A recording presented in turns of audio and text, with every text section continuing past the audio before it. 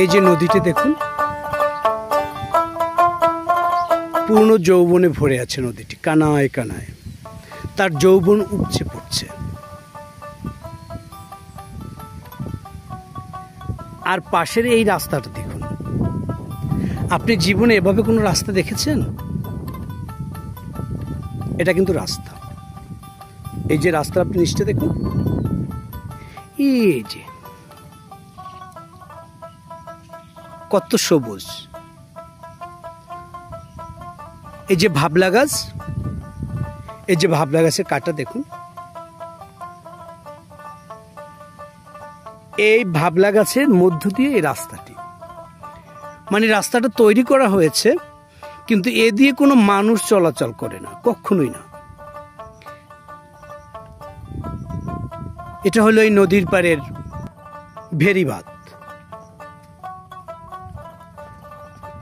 গরু মহিষ মাঝে মাঝে আসে।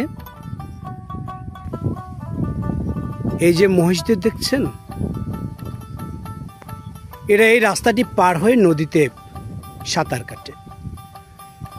নদীর সাথে তাদের অনেক মিতালি। যত দূর দেখেন, সুন্দর একটি গ্রাম। এখানে দেখুন অসংখ্য গরু ঘাস খাচ্ছে। এই গরু এবং মহিষের জন্য মূলত এই রাস্তাটি।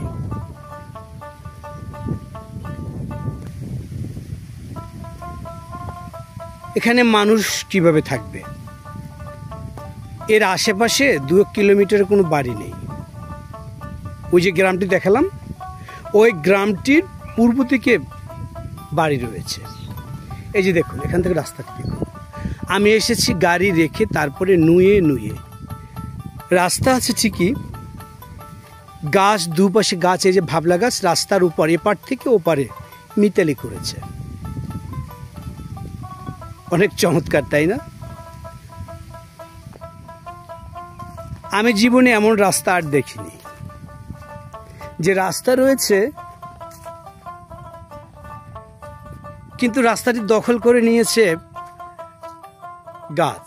এই যে দেখুন, এই যে দেখুন, আপনি দেখুন, গাছটা কিন্তু এই পারে, অথচ সে গাছ বেয়ে বেয়ে এই যে ডাল দেখুন, এই যে দেখুন দেখুন, এই যে রাস্তার একদম মাঝখান দিয়ে এই যে এপারে এসেছে, এই গাছটা এসেছে, এই কলা গাছটা এসেছে। এই যে দেখুন, এই যে রাস্তা, সব সারাটা রাস্তা জুড়ে এই যে আপনি দেখুন, সব ভাবলা গাছ এবং অন্যান্য গাছে কিন্তু ছেয়ে গেছে। আপনি যখনই অবসর পাবেন, এই নদীর কাছে, এই গাছের কাছে, এই সবুজের কাছে, এই মাঠের কাছে আপনি ফিরে আসুন। এই বন বনানী আপনাকে আমাকে অনেক কিছু দান করতে পারে। আর কিছু না হোক, প্রাণ ভরে তো আমরা নিঃশ্বাস নিতে পারবো। অক্সিজেন আমরা আমাদের হৃদয়ের ভিতরে আমরা মন ভরে অক্সিজেন গ্রহণ করতে পারব। একা একা আমরা এই সবুজ বনভীতিকার সাথে কথা বলতে পারবো। পৃথিবীর আপনি যার সাথে কথা বলবেন, কখনো কখনো সে কথাগুলো লিক হওয়ার সম্ভাবনা থাকে, কিন্তু আপনি যদি সবুজের সাথে কথা বলেন, ওরা কখনো আপনার সাথে গাদ্দারি করবে না, ওরা কখনো আপনাকে হতাশ করবে না। কি মৃদুমন্দ বাতাস দেখুন, আপনার ভালো লাগে না? আমার তো ইচ্ছে হয়, এই যে কলা গাছ দুটোতে আমরা ছেলেবেলায় বাসা বেঁধেছিলাম, এই কলা গাছে বাসা বেঁধে আমরা এর ভিতরে শুয়ে থাকতাম সকাল থেকে সে রাত অবধি। আমার তো আজকে আবার মনে হয় যে এই কলা গাছগুলোকে আবার সে বাসা বানিয়ে এর উপরে উঠে সেখানে ঘুমিয়ে থাকি। এই সবুজের কাছে আসবেন, কত নিরিবিলি, নিস্তব্ধ, কেউ কোথাও নেই। দূরে একটি মেশিনের শব্দ শোনা যাচ্ছে, অনেক দূরে, হয়তো আপনারা শুনতে পাচ্ছেন। যখনই সময় পাবেন, এই যে সবুজের কাছে ছুটে আসবেন। দেখো তো কত ঘন সবুজ।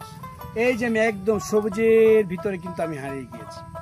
আপনিও আসবেন, এই সবুজের ভিতরে আমাদের ঠিকানা। কবি ইলিয়াস খান নানু এই অচেনা অজানা পল্লীতে হঠাৎ করে এসেছি, এই ঝাউয়ের শাকে, এই ভাবলা শাকের ভিতরে। এখান থেকে আপনাদের শুভেচ্ছা জানাই।